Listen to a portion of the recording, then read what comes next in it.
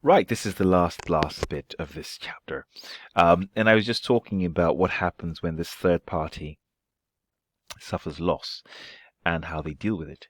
Um, and here's this is a simple case where you have a third party who relies on the financial statements of company A and pays 5 million to buy the company, but soon finds out it's worth 1 million.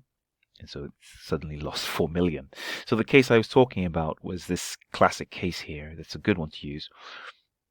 We have these auditors, Bannerman, versus the Bank of RBS brought a suit against Bannerman. And RBS had provided overdraft facilities to APC Limited, and Bannerman were the auditors for this company.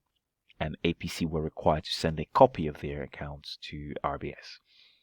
And APC went into receivership owing RBS 13.25 million. And RBS claimed, if you like, that there was previous year's financial statements misstated the financial position because of fraud which Bannerman had failed to detect.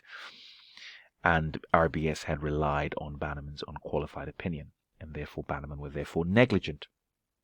And the court case, the judge actually found in favor of RBS that they truly were negligent because Bannerman should have been aware that RBS would be relying on that third party. So what you now have is really you have audit firms fundamentally taking out sort of liability caps with clients, taking out insurance, professional indemnity insurance, engagement letters to limit liability to third parties. If you like, screening potential audit clients to accept only clients where the risk can be managed. If you like, restrict the use to the specific intended purpose. So highlighting again the role of the directors, if you like. So you can see here taking out LLP because of course the problem here of course is that all partners potentially become liable. So it's important to see if you can restrict their liability. And there is something of an expectation gap as to what we actually do. But the whole idea is that this is moving away not just from a knowledge gap to what was referred to as an evolution gap, where the question is maybe auditors should be doing more and carrying out or rethinking the way we measure materiality and the sort of testing we do to be able to pick up on these elements to protect this third party. Because we've had lots of cases now, cases where pension funds, people lose their pensions because auditors are signing off on accounts, and all you need is a crash in the value of a business, and the pension funds are gone as well. So there's this audit expectation gap about what the public think we do and what auditors actually do, and again, like I say, what auditors are supposed to do. So really, it's very much about in educating users as to what auditors actually do, and having everyone clear that it is really managers who are in the best position or management to install or implement internal controls to prevent this type of thing, and having regular reviews of those internal controls.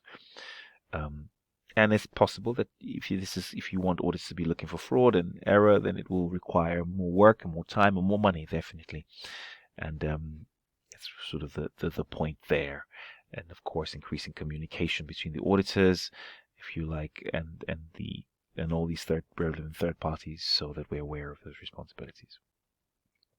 And so the argument here is if the auditors had put a disclaimer, then there would have been no legal liability.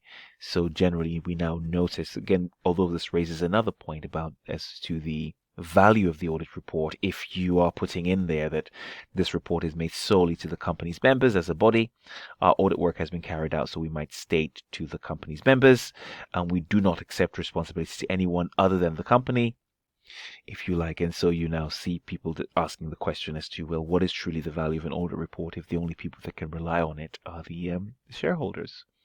So interesting ideas, interesting points there. Cool, great stuff. This is almost like an hour of material, but I would still recommend that you breeze and browse through the textbook, chapter 4, and definitely do the TYUs.